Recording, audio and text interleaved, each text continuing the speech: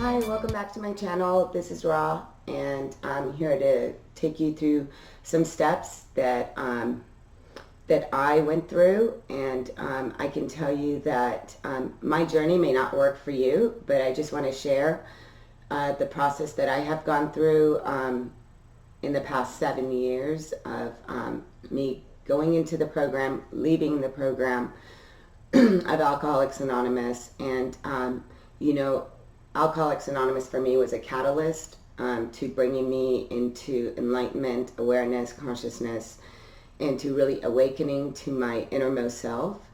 And I had mentioned in the previous video that YouTube has been a great help. There's so many wonderful people on YouTube that have helped me to go through these changes.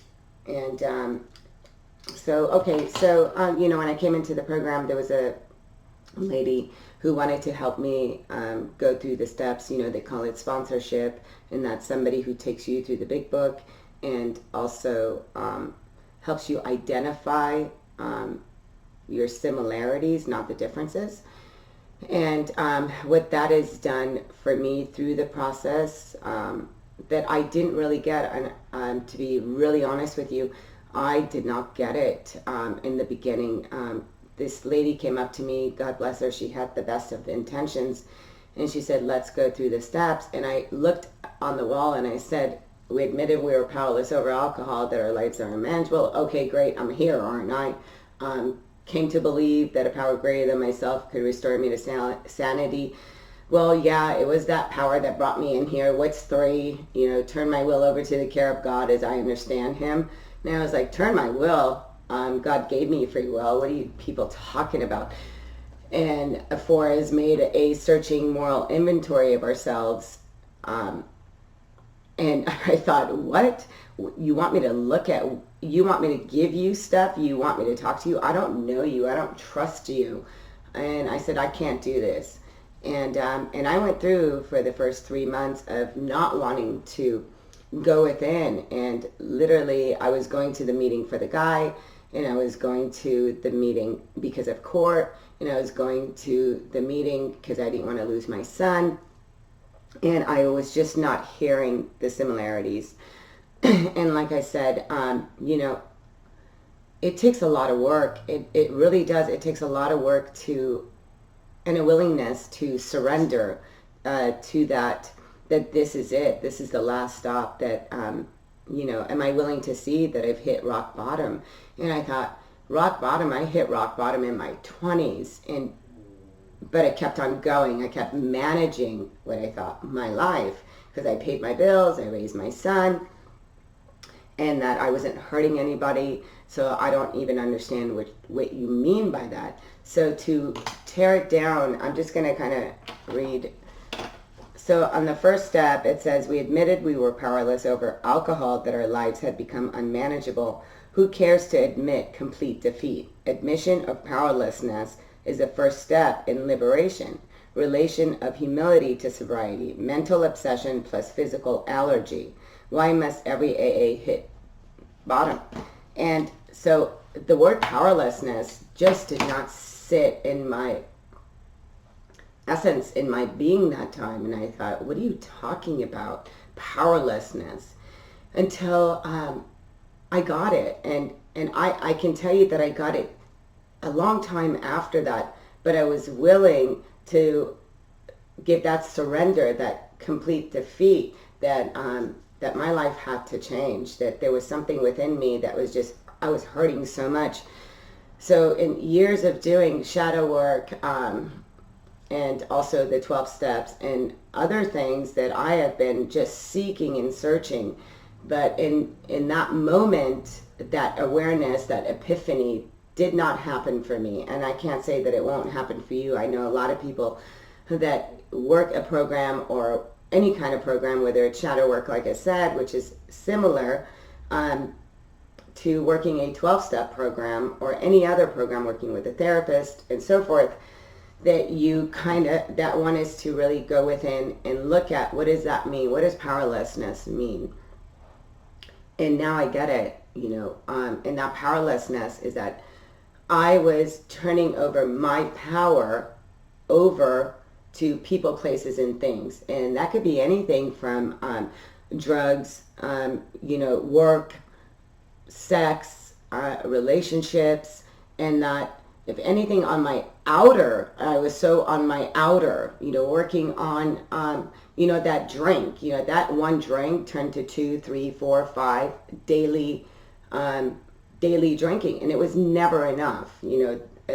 The line was not enough. It wasn't enough to do one line. It wasn't enough to take one pill. It wasn't enough to have one night of sex, or it wasn't enough to buy that one shirt. I had to buy like 5, and then realize that, I didn't buy the beige color.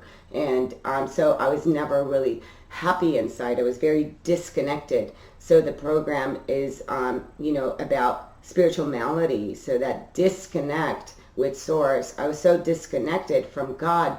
I wasn't trusting in the universe.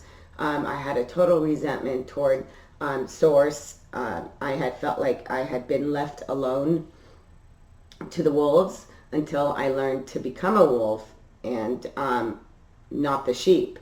And so what happened for me was, I went through a lot of pain, like I said, again, with not understanding what that meant until I got it. And it is that, whatever I'm giving my attention to on the outer, thinking that it's going to fulfill my inner, is a lie. It is what we've been taught through our family, through TV, through movies, through schools, whatever you want to look at that's on your outer. I was always looking at that person has the great job, that person has that marriage. How come they have the money? Why does that person get to travel? Why is that person, it's always that on the outside. And once I get that deal, then I'll be happy. Hence, losing my power in connecting with source, with God, with creator, infinite intelligence, consciousness, whatever it is for you, for me to really give up that fight. And, I came in such a fight or flight attitude. When I came into the program, I thought I had wasted my life. And that was a really hard pill to swallow at that time. I didn't see that my life was this beautiful spider web that I had to go through all these experiences that my soul had set out for me to clear, so I can ascend, so I can wake up to what my purpose is. And that was really hard for me to understand powerlessness, because I have been trying to manage my whole life, manage the job, manage my life, manage being a single parent, manage the relationship, always trying to control the outer, and in trying to control the outer, hence my life became unmanageable. And I didn't get that. To be honest with you, I didn't get that at all. I didn't understand it. I didn't get it. Excuse me. So if you are suffering, if you're suffering at the mercy of things that are on the outer for you, whatever that may be. Maybe it's your family, maybe it's marriage, maybe it's toxic relationships, maybe it's drugs, it's alcohol, it could be opiates, anything that is just disconnecting you from you. It's time to surrender. That is that complete surrender to why I'm killing the person. Why am I killing me? Who's this person that I'm killing? And I knew, let me tell you, I knew I was drinking so much, and I was doing so many drugs, and I was in so many relationships that were just so unhealthy. But my soul, my experience needed those experiences, so I can sit here and I can share those with you. But it is in that connection, you're not alone. There's so many people on this planet that are not awake, that are hurting themselves through people, places, and things, and are giving our power away. And it's time to take that power back. But the beautiful thing is I heard Wayne Dyer, and I'm just paraphrasing, about this thing, and it was just like, oh my God, it's like, when you get it. And he was talking about this trader that was going to Africa, and this trader went to Africa and saw these beautiful parrots, and they were talking parrots. And he decides to capture one and bring one home. So he takes one home and he puts it in a beautiful cage, gives it the best of berries and nuts and fruits and the things that this parrot would like, and decorated its cage. And 2 years goes by, and he tells the parrot, I'm going to go back to where your friends are. Is there anything that you'd like me to tell them? And the parrot said, yes, tell them that I'm happy living in my cage. So the trader says, okay. So he goes back and he visits the site, and he tells the parrots, I'm here to give you a message about your friend. And he wanted to let you know that he's happy in his cage. Now, one of the parrots, he bulls up, and you see tear in his eyes, and he croaks over. And the trader looks and goes, oh no, he must be so sad that he heard the news of his friend, that, he must be missing him. So he goes back, and the parrot says, well, did you tell my friends about me being happy in my cage? And he says, yes, but I have some sad news for you. And the parrot says, what happened? He says, well, I told your friends, but one of your friends, one of the parrots, he swelled up and he keeled over. And as he was telling the parrot the story, what happens is that his parrot, he swells up and he keels over. And the trader looks and he goes, oh no, what have I done? What happened? He must be so sad. And because of his friend's, passing, that he died. So he opens the cage, again, and he picks up the parrot, and he opens the door, and he tosses it to the trash chute, but the bird takes flight. And he goes and sits on this branch in a tree, and he goes, hey, you tricked me, to the parrot. Why'd you trick me like that? And the parrot says, see, my friends gave an important message for you to bring back to me. And he goes, yeah, what was that? And he said, well, in order for me to live, I must first be willing to die. And I have chills right now.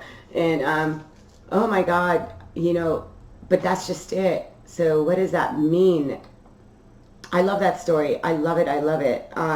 Because that is so true. There's this part of us, the ego, this mental obsession that just won't shut up. It's like, and when one comes into, I drank to shut that off. I fed the outside to feed the ego. And so it's like to come into any kind of program. And like I said, this has been like years of me working on myself, and I didn't get this in the beginning. And I'll tell you what, the first 2 years of my sobriety, it was really tough.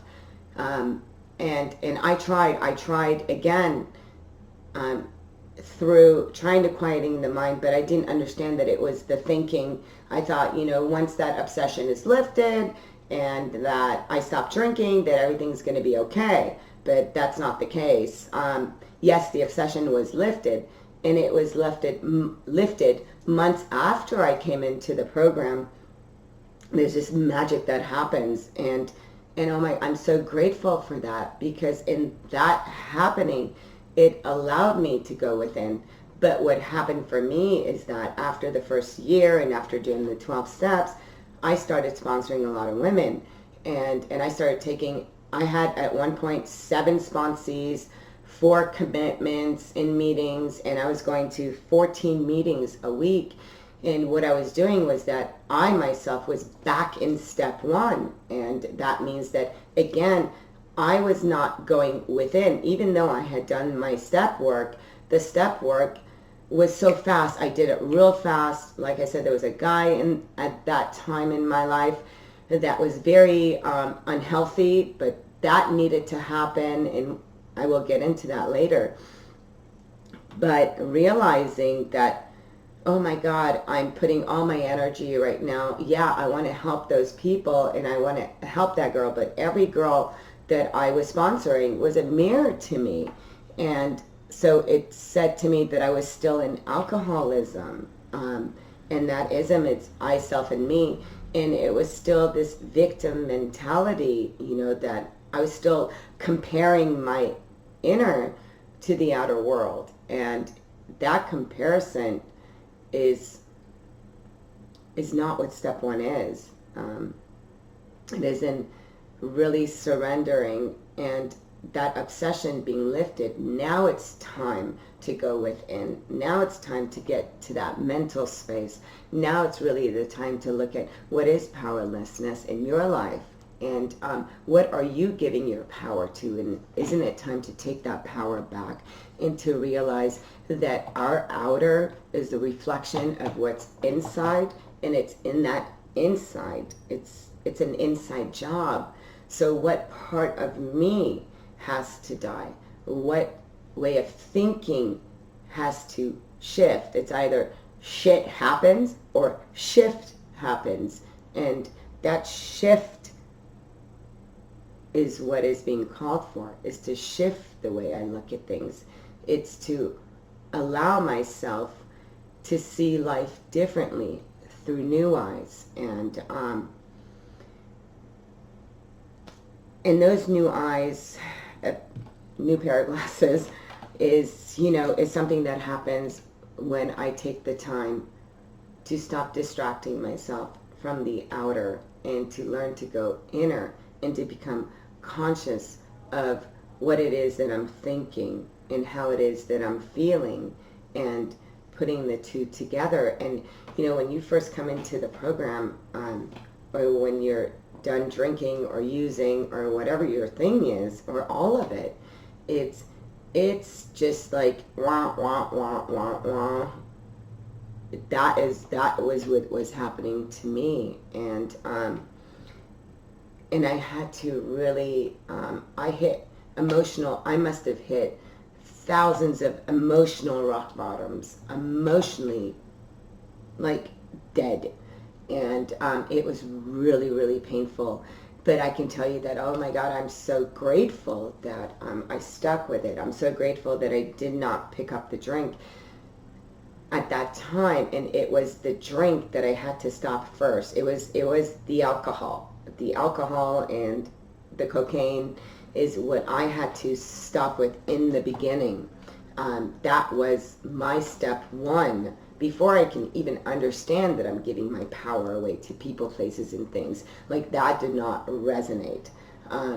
For me, it was like, oh my God, Rah, wake up, just wake up. But I was so busy chasing the guy, and I was still busy trying to fill my inside with the outside. I didn't realize how disconnected I was from myself, from God, from universe, and I had to really do the work. And so if you're suffering from a disconnect from yourself, and you're seeing that, it's really hard being on this planet, and it is, but it doesn't have to be. This universe is so abundant, and it's so beautiful. And oh my God, once you go through the shadow work or the 12 steps, or whatever that is going to work for you, oh my God, the life force just vibrates inside of oneself, and I get to see why I'm here, and I get to see my patterns, and I get to see what I've given my power to, and how I can take that back. And you know what, and here's the other thing, I can only control my life. I can't control anybody else's life on the outer. And I had to realize also the codependency in that, and the toxicity that went along with that. So, I will keep getting into other things. Again, let me know, how you're feeling, and when you're where you are at within, how you're feeling powerless. And that word again, it was just like, what does that mean? And Now I understand what that means, and that really is, you know, my connection is with my guides, my starseed family, and as a light worker, empath, starseed, and those things all came to me later, and it would not have happened had I not conceded to my innermost self that I have a problem, and I'll leave it with that. And let's pick a card. And I have a bunch of different decks, and you know, I'm thinking maybe I'll just go to ask an angel. So let's let's ask an angel a message for this reading. And okay, so hidden worlds. And all right, wow. And that's just it. I hope that you can see it, and I'm just going to get the book to kind of read this for you. But the hidden worlds in that is just that, and I opened right up to it. Go figure. Now it says, there are realms that exist beyond our everyday perceptions. Realms of color, sound, thought, feeling, realms of myth, realms of unimaginable vastness that cover both time and space. And here it says, you may have felt drawn to new thoughts, ideas, and new experiences recently. You may have become more aware of signs or omens from the universe. Strange synchronicities may be occurring regularly. Your dreams may be strange and more vivid. The veil may be thinning at this time to reveal new worlds, both within and around you. Oh my God, are you kidding me right now? It is extremely important that you take note of what is revealing itself to you. There are secrets, keys, and signs from the universe that want to be revealed to you. It is an ideal time to write, draw, meditate, communicate, and create. Let the secrets of the hidden worlds inspire you to a new state of consciousness. I mean, seriously, this is like, I love when this happens. You know, I've been doing readings for a very long time, and I come from a family, a lineage of, you know, readings and things like that, and that was closed off for a long time. But to go back to this, I love when this happens, because this is spirit working in your life. It's spirit working in my life, and yeah, and I'm doing this in Leo season, and oh my God, today it's like, it's before the 8/8.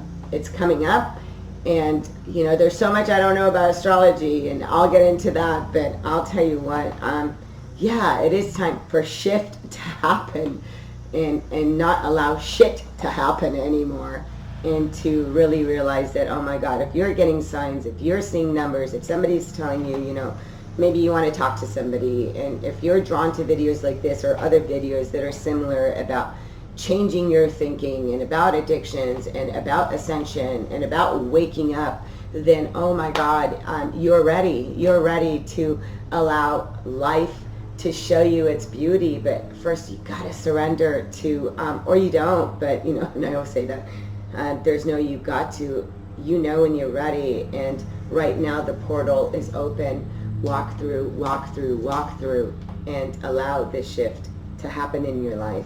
And I'll talk to you next time. Thank you for watching, and if you haven't subscribed, please subscribe, and I will see you soon. Namaste.